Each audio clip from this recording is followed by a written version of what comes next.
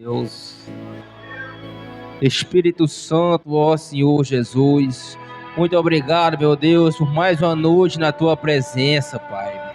Obrigado, meu Deus, pela palavra maravilhosa pregada esta noite, Pai. Que essa semente, meu Deus, venha permanecer guardada em nossos corações, Pai, para que venha assim se gerar frutos, Pai.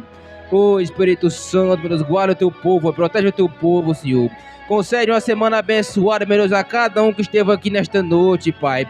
Guarda, livra de todos os males, Pai. Em nome do Senhor Jesus, que a tua presença, a tua proteção esteja sobre cada um dessa noite, Pai. Em nome de Jesus, que a igreja diga que a graça de Deus e a unção do Espírito Santo esteja sobre a nossa vida, para todos sempre. Amém.